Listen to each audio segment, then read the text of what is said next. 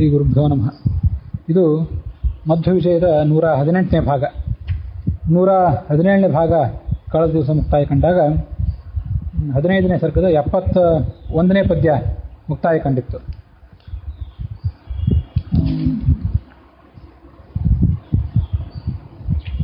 ಆಚಾರ್ಯರು ತಮ್ಮ ಸಿದ್ಧಾಂತವನ್ನು ಕಾಸರಗೋಡಿನ ಆ ಪ್ರಾಂತದಲ್ಲಿ ತ್ರಿವಿಕ್ರಮ ಪಂಡಿತರು ಮತ್ತು ಉಳಿದ ಅನೇಕ ವಿದ್ವಾಂಸರು ಹಾಗೆ ಜನಸಾಮಾನ್ಯರು ಇವರೆಲ್ಲ ಇರುವಂಥ ಒಂದು ದೇವಾಲಯ, ನೆರೆದಿದ್ದಂಥ ಒಂದು ದೇವಾಲಯ, ಕೂಡ್ಲು ಗೋಪಾಲಕೃಷ್ಣ ಸ್ವಾಮಿ ದೇವಾಲಯ ಅಂಥೇಳಿ ಅಲ್ಲಿ ತಮ್ಮ ಪ್ರವಚನವನ್ನು ಮಂಡಿಸಿದರು. ತ್ರಿವಿಕ್ರಮ ಪಂಡಿತರು ಅದನ್ನೆಲ್ಲ ಕೇಳಿ ಆಚಾರ್ಯರ ಜೊತೆಗೆ ಅನೇಕ ದಿವಸ ವಾದ ಮಾಡಿದರು. ಆಚಾರ್ಯರು ಅವರು ಮಾಡಿದಂಥ ಎಲ್ಲ ಆಕ್ಷೇಪಗಳನ್ನು, ಅವರು ಮಾಡಿದಂಥ ಎಲ್ಲ ಪ್ರಶ್ನೆಗಳನ್ನು ಪರಿಹರಿಸಿದರು. ಕೊನೆಗೆ ಆಚಾರ್ಯರೇ, ನಾನು ನಿಮ್ಮ ಆಗಬೇಕು ಅಂತ ಬಯಸ್ತೇನೆ. ಕ್ಷಮ್ಯತಾಂ ನಾಥ ಚಾಪಲಂ. ಪಂಡಿತ ಅನ್ನುವಂಥ ಆತ್ಮವಿಶ್ವಾಸದಿಂದ, ನನ್ನ ಮತವನ್ನು ಸಮರ್ಥನೆ ಮಾಡಿಕೊಳ್ಬೇಕು ಅನ್ನುವಂಥ ಉತ್ಸಾಹದಿಂದ ತಮ್ಮ ಜೊತೆಗೆ ವಾದಕ್ಕಿಳದೆ ಈ ಬುದ್ಧಿಯನ್ನು, ನನ್ನ ಈ ಚಂಚಲ ಬುದ್ಧಿಯನ್ನು, ಚಪಲ ಬುದ್ಧಿಯನ್ನು ತಾವು ಕ್ಷಮಿಸಬೇಕು, ತಮ್ಮ ಪಾದ ಪದ್ಮದ ದಾಸನನ್ನಾಗಿ ಮಾಡ್ಕೊಳ್ಬೇಕು ನನ್ನನ್ನು ಅಂತ ಕೇಳಿದರು. ಆಚಾರ್ಯರ ಅಂತರಂಗದ ಶಿಷ್ಯರಲ್ಲಿ ಒಬ್ಬರು ಆಗಿಬಿಟ್ರು ಅವರು. ಅದಾದ ಬಳಿಕ ಆಚಾರ್ಯರು ಅವರಿಗೆ ಬ್ರಹ್ಮಸೂತ್ರ ಭಾಷ್ಯದ ಪಾಠ ಹೇಳಿಕ್ಕೆ ಪ್ರಾರಂಭ ಮಾಡಿದರು. ತ್ರಿವಿಕ್ರಮ ಪಂಡಿತರು ಅವರ ಸಮೀಪದಲ್ಲೇ ಕೂತ್ಕೊಂಡು ಶ್ರವಣ ಮಾಡಿದರು. ಅಲ್ಲಿಗೆ ಕಳೆದ ದಿವಸ ಕಥಾ ಮುಕ್ತಾಯ ಕಂಡಿತ್ತು. ಈ ಬ್ರಹ್ಮಸೂತ್ರ ಭಾಷ್ಯದ ಪಾಠ ಎಲ್ಲ ಮುಗಿದ ಬಳಿಕ ಅಥವಾ ಪಾಠ ನಡೀತಿದ್ದಂತೆ ಆಚಾರ್ಯರು ಅವರಿಗೆ, ತ್ರಿವಿಕ್ರಮ ಪಂಡಿತರಿಗೆ ಒಂದು ನಿಬಂಧನೆ ಹಾಕಿದರು. ನೀವು ಇದಕ್ಕೆ, ಈ ಬ್ರಹ್ಮಸೂತ್ರ ಭಾಷ್ಯಕ್ಕೆ ಒಂದು ಟೀಕೆ ಬರೀಬೇಕು ಅಂತ ಹೇಳಿದರು. ಆಚಾರ್ಯರು ತಾವು ಹೇಳಿ ಬರ್ಸ್ಕೊಂಡದ್ದು ಟೀಕಾ. ಯಾಕೆಂದರೆ ಶಾಂಕರ ಭಾಷ್ಯ, ರಾಮಾನುಜ ಭಾಷ್ಯ ಇವಕ್ಕೆಲ್ಲ ಹೋಲಿಸಿದರೆ ಬ್ರಹ್ಮಸೂತ್ರಗಳಿಗೆ ಆಚಾರ್ಯರು ಬರೆದ ಭಾಷ್ಯ ಏನಿದೆ ಬಹಳ ಸಂಕ್ಷಿಪ್ತ, ಗ್ರಂಥನೂ ಬಹಳ ಸಣ್ಣದು. ಒಂದು ಪತ್ರಾತ್ಮಕ ಪುಸ್ತಕ ನೋಡಿದರೆ ತೀರಾ ಸಣ್ಣ ಪುಸ್ತಕ ಅದು. ಅಷ್ಟು ಸಣ್ಣ ಪುಸ್ತಕದಲ್ಲಿ ಅನೇಕ ಅರ್ಥಗಳನ್ನು ಆಚಾರ್ಯರು ತೋರಿಸಿದ್ದಾರೆ. ಹಾಗಾಗಿ ಅದಕ್ಕೆ ಟೀಕೆಯ ಅವಶ್ಯಕತೆ ಇದ್ದೇ ಇತ್ತು. ನೀವು ಅದಕ್ಕೆ ಟೀಕೆ ಬರೀಬೇಕು ಅಂತ ಮಧ್ವಾಚಾರ್ಯರು ತ್ರಿವಿಕ್ರಮ ಪಂಡಿತರಿಗೆ ಹೇಳಿದರು. ತ್ರಿವಿಕ್ರಮ ಪಂಡಿತರು ಆಗಲಿ ಅಂತ ಮಾತನ್ನು ಒಪ್ಕೊಂಡ್ರು. ಅದನ್ನು ಟೀಕೆಯನ್ನು ಬರೆದು ಅವರು ಅದಕ್ಕೆ ತತ್ವಪ್ರದೀಪ ಅಥವಾ ತತ್ವದೀಪಿಕಾ ಅಂತ ಹೆಸರಿಟ್ಟರು. ಆಜ್ಞಾಬಲಾದ ಕೃಷಿ ಲೇಷತ ಏಷತೇಷಾಂ ಅಂತ ಅವರೇ ತಾವೇ ಈ ತತ್ವಪ್ರದೀಪದ ಆರಂಭದಲ್ಲಿ ಹೇಳ್ಕೊತಾರೆ. ಆಚಾರ್ಯರ ಆಜ್ಞೆಗನುಸಾರವಾಗಿ ಈ ಗ್ರಂಥವನ್ನು ನಾನು ಸ್ವಲ್ಪ ಬರೆದೆ ಅಂತ ಹೀಗೆ ಹೇಳ್ಕೊಂಡಿದ್ದಾರೆ. ಇಷ್ಟೆಲ್ಲ ಆದಮೇಲೆ ಬರೀಲಿಕ್ಕೆ ಪ್ರಾರಂಭ ಮಾಡಿದರು. ಆಚಾರ್ಯರು ಆ ಕಡೆ ಪಾಠ ಮಾಡ್ತಾಯಿದ್ರು, ಈ ಕಡೆ ಇವರು ಅದಕ್ಕೊಂದು ಟೀಕೆಯನ್ನು ಬರೀಲಿಕ್ಕೆ ತೊಡಗಿದರು. ಬರೀಬೇಕು ಅಂತ ಮನಸ್ಸು ಮಾಡಿದರು. ಮತ್ತು ಆಚಾರ್ಯರನ್ನು ಕುರಿತು ಕೆಲವು ಮಾತುಗಳನ್ನು ಹೇಳಿದರು. ಇದನ್ನೇ ಈ ತತ್ವಪ್ರದೀಪ ಅಥವಾ ತತ್ವದೀಪಿಕಾ ಅಂತ ಗ್ರಂಥ ಇದೆ.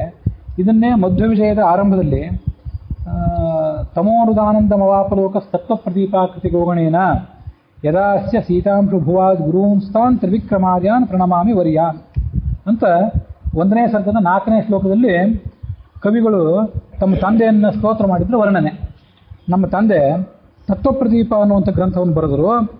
ಆ ಮೂಲಕ ಆ ತತ್ವಪ್ರದೀಪದ ಬೆಳದಿಂಗಳಿನಿಂದ ಜಗತ್ತಿನ ಕತ್ತಲನ್ನು ಕಳೆದರು.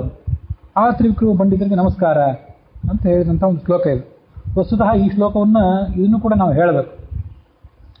ನಾವು ಎಲ್ಲ ಜ್ಞಾನಿಗಳಾದವರು ಅವ್ರದ್ದೆಲ್ಲ ಶ್ಲೋಕ, ಅವ್ರ ಉಪಕಾರ ಸ್ಮರಣೆಗಾಗಿ ಇದನ್ನೆಲ್ಲ ಮಾಡ್ತೀವಿ. ಆದರೆ ತ್ರಿವಿಕ್ರಮ ಪಂಡಿತರದು, ನಾರಾಯಣ ಪಂಡಿತರದು ಹೆಚ್ಚು ನಾವು ಬಳಕೆಗೆ ತಂದುಕೊಂಡಿಲ್ಲ. ಅವ್ರದ್ದು ಆರಾಧನೆ ಎಂದು ಅಂತ ಕೂಡ ಗೊತ್ತಿಲ್ಲ.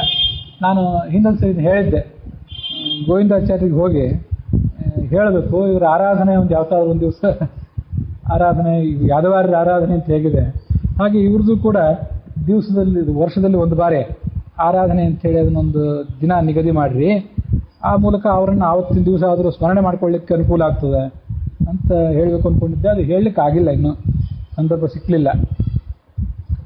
ಮತ್ತು ಈ ಮಧ್ವವಿಜಯ ಹೇಳಲಿಕ್ಕೆ ತೊಡಗಿದ ಮೇಲೆ ಇತ್ತೀಚೆಗೆ ಸ್ವಲ್ಪ ದಿವಸದಲ್ಲಿ ನಾನು ನನ್ನ ದೈನಂದಿನ ಪೂಜಾ ವಿಧಾನದಲ್ಲಿ ಮಾಡಿಕೊಂಡಂಥ ಒಂದು ಬದಲಾವಣೆ, ಅದನ್ನು ತಮ್ಮೆಲ್ಲರೂ ಗಮನಕ್ಕೆ ತರ್ತೀನಿ. ನಾನು ಮಾಡಿದೆ ಅಂತ ನೀವೇನು ಮಾಡಬೇಕಾಗಿಲ್ಲ. ನಾನು ಮಾಡಿದ್ದೇನು ದೊಡ್ಡದಲ್ಲ. ಅನುಕರಣೆ ಮಾಡೋದೇ ಇದ್ದರೆ ಅದಕ್ಕಿಂತ ದೊಡ್ಡವರು ಭಾಳ ಜನ ಇದ್ದಾರೆ. ಅವ್ರದನ್ನು ನೀವು ಅನುಕರಣೆ ಮಾಡೋದು ಭಾಳ ಉತ್ತಮ. ಆದರೂ ನಾವು ಕೆಲವು ಸಂಗತಿಗಳನ್ನು ಹೀಗೆ ಆಚರಣೆಗೆ ತರಬೇಕು ಅಂತ ಅನ್ನಿಸ್ತದೆ. ನೈವೇದ್ಯ, ಮಂಗಳಾರತಿ, ಒಂದು ವೈಶ್ವದೇವ, ಬಲಿಹರಣ ಎಲ್ಲ ಆದಮೇಲೆ ಯತಿಗಳಿಗೆ ಹಸ್ತೋದಕ ಮಾಡ್ತೇವೆ. ಅದಾದ ಬಳಿಕ ಗೋ, ಗಂಗೆ, ತುಳಸಿ ಇವಕ್ಕೆಲ್ಲ ನೈವೇದ್ಯ ಮಾಡ್ತೇವೆ. ಕೆಲವರು ಅವರವ್ರ ಅನುಕೂಲಾನುಸಾರ ಪುರಂದರದಾಸರು ಮೊದಲಾದ ದಾಸರಿಗೂ ಕೂಡ ನೈವೇದ್ಯ ಇದನ್ನೆಲ್ಲ ಮಾಡ್ತಾರೆ. ಅಲ್ಲಿ ಇದೆಲ್ಲ ವೈಶ್ವದೇವ, ಬಲಿಹರಣ ಎಲ್ಲ ಆದ ಬಳಿಕ ಇದು ಯತಿಗಳಿಗೆ ಹಸ್ತೋದಕ. ಯಾವ್ಯಾವ ಯತಿಗಳಿಗೆ ಯಾರ್ಯಾರು ಹಸ್ತೋದಕ ಕೊಡಬೇಕು ಅಂತಾರೆ, ಅವ್ರವ್ರ ಪರಂಪರೆ ಯತಿಗಳು, ಅಥವಾ ಆವತ್ತಿನ ದಿವಸ ಯಾರ್ದಾದ್ರೂ ವಿಶೇಷ ಆರಾಧನೆ ಇದ್ದರೆ ಆ ಯತಿಗಳಿಗೆಲ್ಲ ಹಸ್ತೋದಕ ಕೊಡ್ತಾರೆ. ಅಲ್ಲದೆ ಕೆಲವು ಗೃಹಸ್ಥರಾದಂಥ ವ್ಯಕ್ತಿಗಳಿಗೆ, ಈ ಪುರಂದರದಾಸರು, ವಿಜಯದಾಸರು, ಗೋಪಾಲದಾಸರು, ಜಗನ್ನಾಥದಾಸರು ಮೊದಲಾದವರು, ಮತ್ತು ಯಾದವಾರ್ಯರ ಪುಣ್ಯ ದಿನದ ದಿವಸ, ಮತ್ತು ಕೆಲವು ಕ್ಷೇತ್ರಗಳಲ್ಲಿ ಈ ಎಂ ಕೆ ಹುಬ್ಬಳ್ಳಿ ಮೊದಲಾದ ಕ್ಷೇತ್ರಗಳಲ್ಲಿ ಅಲ್ಲಿಯೂ ಯಾದವಾರ್ಯರಿಗೆ ಮೊದಲಾದವರಿಗೆ ನೈವೇದ್ಯ ಸಲ್ಲಿಸ್ತಾರೆ.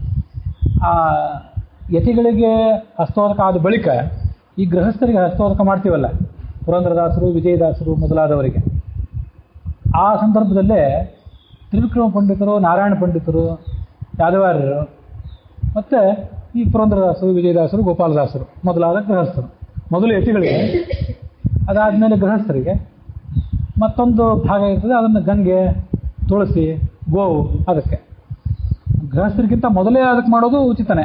ಯಾಕಂದರೆ ಗಂಗೆ, ಗೋವು, ತುಳಸಿ ಇವೆಲ್ಲ ಜನರ ಈ ಮನುಷ್ಯರಿಗಿಂತ ಉನ್ನತ ಹಂತದಲ್ಲಿರುವಂಥವು. ಹಾಗಾಗಿ ಯತಿಗಳಿಗೆ ಒಂದು ಭಾಗ, ಗಂಗೆ, ಗೋವು, ತುಳಸಿ ಇದಕ್ಕೊಂದು ಭಾಗ, ಮತ್ತು ಗೃಹಸ್ಥರಿಗೆ ಒಂದು ಭಾಗ. ಗೃಹಸ್ಥರಿಗೆ ಮಾಡುವಾಗ ಇಂಥ ಮಹನೀಯರಿಗೂ ಕೂಡ ಮಾಡೋದು ಉಚಿತ. ಅವ್ರ ಮೂಲಕ ಅವರ ಒಂದು ಉಪಕಾರ ಸ್ಮರಣೆ ಮಾಡಿಕೊಂಡಂತೆ ಆಗ್ತದೆ. ನಾವು ಅವರು ರಚನೆ ಮಾಡಿದಂಥ ವಾಯುಸ್ಥಿತಿ ಮೊದಲಾದವುಗಳನ್ನು ಪಠನ ಮಾಡ್ತೇವೆ. ತ್ರಿವಿಕ್ರಮ ಪಂಡಿತರದು, ನಾರಾಯಣ ಪಂಡಿತರ ಮಧ್ವವಿಜಯವನ್ನೇ ಪಾರಾಯಣ ಮಾಡಿ, ವಿಶೇಷತಃ 16ನೇ ಸರ್ಗ, 7ನೇ ಸರ್ಗವನ್ನು ಪಾರಾಯಣ ಮಾಡಿ, 10ನೇ ಸರ್ಗವನ್ನು ಪಾರಾಯಣ ಮಾಡಿ, ಆಗದೇ ಇದ್ದ ಕೆಲಸಗಳನ್ನು ಆಗಿಸ್ಕೊಂಡವರು, ಸಿದ್ಧ ಮಾಡಿಕೊಂಡವರು ನಮ್ಮ ನಡುವಿದ್ದಾರೆ ಇವತ್ತು ಕೂಡ. ಅವರೊಂದು ಉಪಕಾರವನ್ನು ಆ ಥರ ಸ್ಮರಣೆ ಮಾಡ್ಕೊಳ್ಳೋದು. ಹೀಗೆ ಮಧ್ವರು ಹೇಳಿದರು, ನನ್ನ ಭಾಷ್ಯಕ್ಕೊಂದು ನೀವು ಟೀಕೆ ಬರೀಬೇಕು ಅಂಥೇಳಿ ಇವರು ಸತ್ವಪ್ರದೀಪ ಅನ್ನೋ ಹೆಸರಿನಿಂದ ಬರೀಲಿಕ್ಕೆ ಪ್ರಾರಂಭ ಮಾಡಿದರು. ಪ್ರಾರಂಭ ಮಾಡಿ ಆಚಾರ್ಯರಿಗೆ ಒಂದು ವಿನಂತಿ ಮಾಡ್ಕೊಂಡಿರುತ್ತೆ. ಈ ವಿನಂತಿಗೆ ಎಷ್ಟು ಮಹತ್ವ ಅನ್ನೋದು ಒಂದು 8-10 ಶ್ಲೋಕ ಆದಮೇಲೆ ಗೊತ್ತಾಗ್ತದೆ. ಈ ವಿನಂತಿಯಲ್ಲಿ ಆಚಾರ್ಯರು ರಚನೆ ಮಾಡಿದ ಎಲ್ಲ ಗ್ರಂಥಗಳ ಎಲ್ಲದೂ ಅಲ್ಲ, ತ್ರಿವಿಕ್ರಮ ಪಂಡಿತರು ಭೇಟಿಯಾಗೋ ತನಕ ಆಚಾರ್ಯರು ಯಾವ್ಯಾವ ಗ್ರಂಥಗಳನ್ನು ರಚನೆ ಮಾಡಿದ್ರು ಅದೆಲ್ಲದ್ರದ ಒಂದು ವರ್ಣನೆ ಇಲ್ಲಿ ಕಾಣಿಸ್ತದೆ ಈ ಶ್ಲೋಕಗಳಲ್ಲಿ. ಆಚಾರ್ಯರೇ ತಾವು ಬ್ರಹ್ಮಸೂತ್ರ ಭಾಷ್ಯವನ್ನು ಈಗ ನನಗೆ ಪಾಠ ಮಾಡ್ತಿದ್ದೀರಿ. ಈ ಬ್ರಹ್ಮಸೂತ್ರ ಭಾಷ್ಯ ಅಂತ ಅನ್ನೋದೊಂದು ದೊಡ್ಡ ಸಮುದ್ರ ಇದ್ದಂತೆ, ಇದರ ಆಳ ನಮಗೆ ತಿಳಿಯೋದಂಥದ್ದು. ಅದರಲ್ಲಿ ಅನೇಕ ರತ್ನಗಳು ಆಳದಲ್ಲಿ ಹುದುಗಿವೆ. ದೊಡ್ಡ ದೊಡ್ಡ ವಿದ್ವಾಂಸರು ಕೂಡ ಎಷ್ಟೆಷ್ಟು ಹುಡುಕಿದ್ರೂ ಇನ್ನೂ ಆ ಸಾಗರದ ಒಡಲು ಇನ್ನೂ ಬರಿದಾಗಿಲ್ಲ. ಮತ್ತೂ ರತ್ನಗಳು ಹೊರಗೆ ಬರ್ತಾನೇ ಇರ್ತವೆ. ತ್ರಿವಿಕ್ರಮ ಪಂಡಿತರಂಥ ದೊಡ್ಡ ಕವಿಗಳು, ಅದಾದ ಬಳಿಕ ಪದ್ಮನಾಭತೀರ್ಥರು, ಅಥವಾ ಅವರೆಲ್ಲ ಸಮಕಾಲೀನರೇ, ಮುಂದೆ ಜಯತೀರ್ಥರು, ಅವರು ಕೂಡ ಈ ಬ್ರಹ್ಮಸೂತ್ರ ಭಾಷ್ಯಕ್ಕೆ ಟೀಕಾ ಬರೆದರು. ಅದಕ್ಕೆ ತತ್ವ ಪ್ರಕಾಶಿಕ ಅಂತ ಹೆಸರಾಯಿತು. ಅದಕ್ಕೆ ಮುಂದೆ ರಾಘವೇಂದ್ರ ಸ್ವಾಮಿಗಳಂಥವರು ಭಾವದೀಪ ಅಂತ ಬರೆದರು.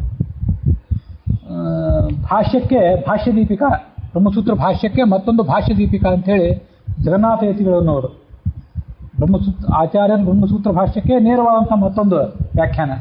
ಇದನ್ನೆಲ್ಲ ಬ್ರಹ್ಮಸೂತ್ರ ಭಾಷ್ಯವನ್ನು ಅಧ್ಯಯನ ಮಾಡುವವರು ಇವನ್ನೆಲ್ಲ ನೆರವಿನಲ್ಲಿ ಇಟ್ಕೋತಾರೆ. ಹೀಗೆ ಆ ಭಾಷ್ಯ ಅನ್ನೋ ಸಮುದ್ರದಲ್ಲಿರುವ ರತ್ನಗಳನ್ನು ಹುಡುಕ್ಲಿಕ್ಕೆ ಎಂಥೆಂಥ ಮಹನೀಯರು ಪ್ರಯತ್ನ ಮಾಡ್ತಾನೇ ಇದ್ದಾರೆ. ಅದಿನ್ನೂ ಮುಗಿದಿಲ್ಲ. ನ ಸಮಾಪ್ಯಂತೆ, ಸಂಗ್ರಹ ಮಾಡಿ ಮುಗಿದೇ ಇಲ್ಲ ಅದು. ಇಷ್ಟು ಅದ್ಭುತವಾದಂಥ ಬ್ರಹ್ಮಸೂತ್ರ ಭಾಷ್ಯ ನಿಮ್ಮದು. ಮುಂದೆ ತಾವು 10 ಉಪನಿಷತ್ತುಗಳಿಗೆ ಭಾಷ್ಯಗಳನ್ನು ಬರೆದ್ರಿ. ದಶೋಪನಿಷದೋ ದೈವೀಹಿ ದೇವಾ ಇವ ಸಮೀಪ್ಸಿತಾ ಯುಕ್ತಾ ಪ್ರಸಾದಯಂತ್ಯರ್ಥಾ ಯೇಷು ಭಾಷ್ಯಾಲಯೇಶ್ವಲಂ. ನಿಮ್ಮ ಉಪನಿಷತ್ ಭಾಷ್ಯಗಳಿವೆ ಅಲ್ಲ, ಈಶ ಕೇನ ಕಠ ಪ್ರಶ್ನ ಮುಂಡ ಮಾಂಡೂಕ ತಿತ್ತಿರಿ ಐತರೇಯಂಚ ಛಾಂದೋಗ್ಯಂ ಬೃಹದಾರಣ್ಯ ಮೇವಚ. ಈಶಾವಾಸ್ಯ ಉಪನಿಷತ್ತು ಅದು ಯಾಜ್ಞೀಯ ಮಂತ್ರೋಪನಿಷತ್ತು ಅಂತೇಳಿ. ಅದಾದ ಮುಂದೆ ಕೇನೋಪನಿಷತ್ತು ಅಥವಾ ತಲವಕಾರ ಉಪನಿಷತ್ತು. ಈಶ ಕೇನ ಕಠ ಕಠೋಪನಿಷತ್ತು ಅಥವಾ ಕಾಟಕೋಪನಿಷತ್ತು. ಈಶ ಕೇನ ಕಠ ಪ್ರಶ್ನ ಷಟ್ಪ್ರಶ್ನೋಪನಿಷತ್ತು. ಮುಂಡಕೋಪನಿಷತ್ತು, ಮಾಂಡೂಕೋಪನಿಷತ್ತು, ಮುಂಡ ಮಾಂಡೂಕ ತಿತ್ತಿರಿಹಿ ತೈತ್ತರಿಯ ಉಪನಿಷತ್ತು, ಐತರೇಯ ಛಾಂದೋಗ್ಯ ಬೃಹದಾರಣ್ಯಕ. ಹೀಗೆ 10 ಉಪನಿಷತ್ತುಗಳು. ಖ್ಯಾತವಾದ ಉಪನಿಷತ್ತುಗಳು ಇವು 10. ಇನ್ನೂ ಕೆಲವು ಉಪನಿಷತ್ತುಗಳಿವೆ, ಶ್ವೇತಾಶ್ವತರ ಮೊದಲಾದ ಉಪನಿಷತ್ತುಗಳು. ಆಚಾರ್ಯರೇ ತಮ್ಮ ಗ್ರಂಥಗಳಲ್ಲಿ ಉಲ್ಲೇಖ ಮಾಡಿದ ಪರಮೋಪನಿಷತ್ತು ಅಂತ ಒಂದು ಕೂಡ ಉಪನಿಷತ್ತಿದೆ. ಆದರೆ ಮಧ್ವರು, ಶಂಕರರು, ರಾಮಾನುಜರು ಮುಖ್ಯವಾಗಿ ಭಾಷ್ಯ ಬರೆದದ್ದು ಈ 10 ಉಪನಿಷತ್ತುಗಳಿಗೆ. ನೀವೇನು ಭಾಷ್ಯ ಅನ್ನುವಂಥ ಈ ಭಾಷ್ಯವನ್ನು ರಚನೆ ಮಾಡಿದ್ದೀರಿ ಉಪನಿಷತ್ತುಗಳಿಗೆ, ಆ ಭಾಷ್ಯ ಅನ್ನೋದೊಂದು ದೇವಾಲಯ ಇದ್ದಂತೆ. ದೇವಾಲಯದಲ್ಲಿ ಅಲ್ಲಿ ಈ ದೇವಾಲಯದಲ್ಲಿ ನೀವು ಪ್ರತಿಪಾದನೆ ಮಾಡಿರುವಂಥ ಅರ್ಥಗಳು ಏನೇನು ವಿಶಿಷ್ಟಾರ್ಥಗಳನ್ನು ಪ್ರತಿಪಾದನೆ ಮಾಡಿದ್ದೀರಿ, ಅವೆಲ್ಲ ನೀವು ಪ್ರತಿಪಾದನೆ ಮಾಡಿರುವ ಅರ್ಥಗಳು, ರಹಸ್ಯ ಸಂಗತಿಗಳು ಆ ದಶೋಪನಿಷತ್ತುಗಳನ್ನು ಬೆಳಗಿಸ್ತವೆ, ದಶೋಪನಿಷತ್ತಿನ ಮೇಲೆ ಬೆಳಕು ಚೆಲ್ಲುತ್ತವೆ. ಅದು ಹೇಗೆ ಅಂತಂದರೆ, ಈ ದೇವತೆಗಳು ತಮ್ಮ ತಮ್ಮ ಮನೆಗಳಲ್ಲಿ, ತಮ್ಮ ತಮ್ಮ ದೇವಾಲಯಗಳಲ್ಲಿ, ತಮ್ಮ ತಮ್ಮ ಲೋಕಗಳಲ್ಲಿ ಆ ದೇವಿಯರನ್ನು ಅಂದರೆ ತಮ್ಮ ತಮ್ಮ ಪತ್ನಿಯರನ್ನು ಸಂತೋಷಪಡಿಸ್ತಾರೆ. ಹೇಗೋ ಹಾಗೆ ನೀವು ಪ್ರತಿಪಾದನೆ ಮಾಡಿದ ಅರ್ಥಗಳು ಆ ದಶೋಪನಿಷತ್ತುಗಳನ್ನು ದೇವತೆಗಳಂತೆ, ದೇವ ಪತ್ನಿಯರಂತೆ ಸಂತೋಷಪಡಿಸ್ತೇವೆ. ಇದೆಲ್ಲ ಸುಮ್ಮನೆ ಏನೋ ಒಂದು ಹೋಲಿಕೆ ಅಲ್ಲ. ಮುಖ ಅಂದರೆ ಚಂದ್ರ, ಅವನೋ ಸಿಂಹ, ಇವನು ಯಾವನೋ ಹುಲಿ ಅಂತ ವರ್ಣನೆ ಮಾಡಿದ ಹಂಗಲ್ಲ. ಇದು ದಶೋಪನಿಷತ್ತುಗಳನ್ನು ದೇವತೆಗಳು, ದೇವತಾ ಸ್ತ್ರೀಯರು ಅಂತ ವರ್ಣನೆ ಮಾಡಿದ್ದೇನಿದೆ, ಅಲ್ಲಿರುವಂಥ ಅಭಿಮಾನಿ ಸ್ತ್ರೀಯರನ್ನು ಉಲ್ಲೇಖ ದೃಷ್ಟಿಯಲ್ಲಿಟ್ಕೊಂಡು ಆಚಾರ್ಯರು ಪ್ರತಿಪಾದನೆ ಮಾಡಿದ ಅರ್ಥಗಳೇನಿವೆ ಅವುಗಳು ಕೂಡ ಆ ಅರ್ಥಗಳಿಗೆ ಅಭಿಮಾನಿಗಳಾದವರು ಕೂಡ ಪುರುಷ ದೇವತೆಗಳು. ಹೀಗೆಲ್ಲ ಒಂದು ವಿಶಿಷ್ಟವಾದಂಥ ಸಂಗತಿ ಅಲ್ಲಿರ್ತದೆ. ಆಚಾರ್ಯರ ಉಪನಿಷತ್ ಭಾಷ್ಯದಿಂದ ಮಾತ್ರ ಆ ವೇದಾಭಿಮಾನಿನಿಯಾದಂತಹ ದೇವತಾ ಸ್ತ್ರೀಯರಿದ್ದಾರಲ್ಲ ಅವರ ಅಂತರಂಗದ ಅರ್ಥ ಏನು ಅಂತ ಅನ್ನೋದು ಬೆಳಕಿಗೆ ಬರ್ತದೆ ಹೊರತು ಬೇರೆಯವರಿಗೆ ಅದು ಬೆಳಕಿಗೆ ಬರುವಂಥದ್ದಲ್ಲ. ಹೀಗೆ 10 ಉಪನಿಷತ್ತುಗಳಿಗೆ ತಾವು ಭಾಷ್ಯ ಬರೆದರೆ, ಮತ್ತೆ ಗೀತಾ ತಾತ್ಪರ್ಯ, ಗೀತಾ ಭಾಷ್ಯ ಅನ್ನುವಂಥ 2 ಗ್ರಂಥಗಳನ್ನು ಕೂಡ ಬರೆದರೆ.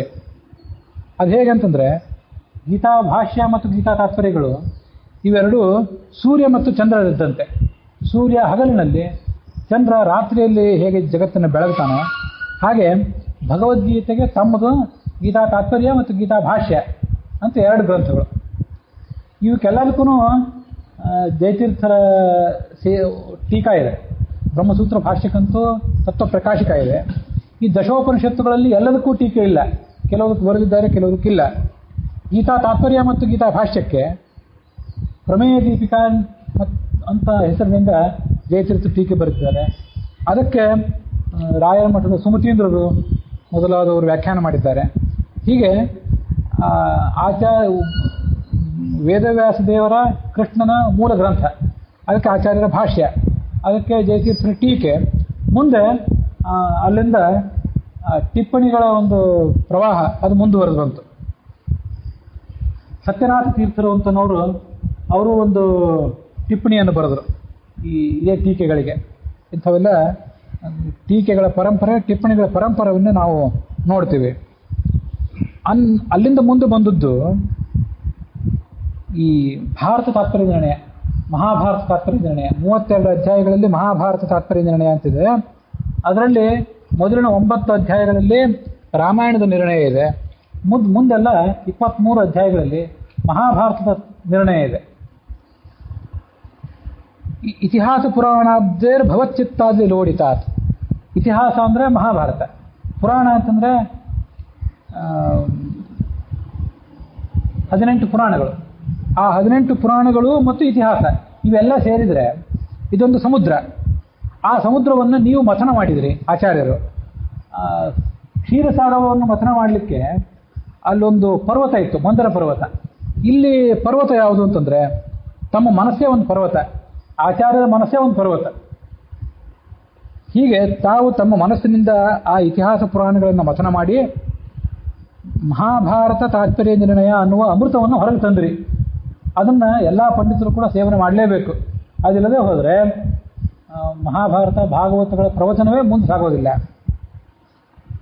ಮದ್ವಯಂ ಭದ್ವಯಂ ಚೈವ ಭ್ರತ್ರಯಂ ವಚತುಷ್ಟಯಂ ಅನಾಪಲಿಂ ಗಕೂಸ್ಕಾನಿ ಪುರಾಣಾನಿ ಪ್ರಚಕ್ಷತೆ.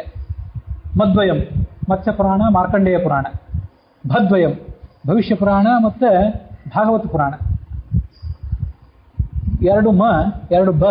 ಮತ್ತು ಭ್ರತ್ರಯಂ ಬ್ರಹ್ಮ ಪುರಾಣ, ಬ್ರಹ್ಮಾಂಡ ಪುರಾಣ, ಬ್ರಹ್ಮವೈವರ್ತ ಪುರಾಣ. ಹೀಗೆ ಅವು 3 ಪುರಾಣಗಳು. ಭ್ರತ್ರಯಂ ವ ಚತುಷ್ಟಯಂ, ವದಿಂದ ಪ್ರಾರಂಭ ಆಗುವಂಥ 4 ಪುರಾಣ. ವರಾಹ, ವಿಷ್ಣು, ವಾಯು, ವಾಮನ. ಹೀಗೆ ಪುರಾಣಗಳು. ಅ ನಾ ಪ ಲಿಂ ಗ ಕು ಸ್ಕ.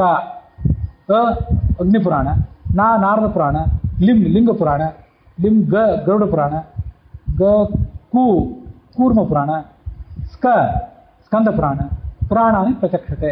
ಹೀಗೆ 18 ಪುರಾಣಗಳು ಮತ್ತು ಮಹಾಭಾರತ ಇವುಗಳನ್ನೆಲ್ಲ ಮಥನ ಮಾಡಿ ಅದರಲ್ಲಿರುವಂಥ ವಿಷವನ್ನೆಲ್ಲ ತೆಗೆದು ಹಾಕಿ ಅಮೃತವನ್ನು ಮಾತ್ರ ತಾವು ಮಹಾಭಾರತ ತಾತ್ಪರ್ಯ ನಿರ್ಣಯ ಈಗ ತಾತ್ಪರ್ಯ ನಿರ್ಣಯ ಅಂತ ಅಷ್ಟು ಕೂಡ ವರ್ಣನೆ ಮಾಡ್ತಾರೆ. ಸುಮಾರು 5,000 ಶ್ಲೋಕ ಇರುವಂಥ ಗ್ರಂಥ ಅದು. ಅದನ್ನು ತಾವು ರಚನೆ ಮಾಡಿದ್ರಿ. ಇದಲ್ಲದೆ ಭಾಗವತಕ್ಕೆ ಮತ್ತೊಂದು ತಾತ್ಪರ್ಯವನ್ನು ಬರೆದ್ರಿ, ಭಾಗವತ ತಾತ್ಪರ್ಯ ನಿರ್ಣಯ ಅಂಥೇಳಿ.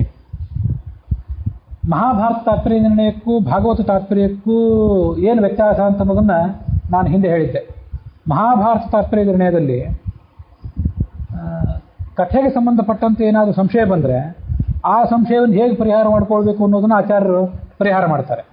ಆದರೆ ಭಾಗವತ ತಾತ್ಪರ್ಯದಲ್ಲಿ ಹೆಚ್ಚು ಕಥೆಗೆ ಸಂಬಂಧಪಟ್ಟಂತಹ ಒತ್ತು ಇಲ್ಲ.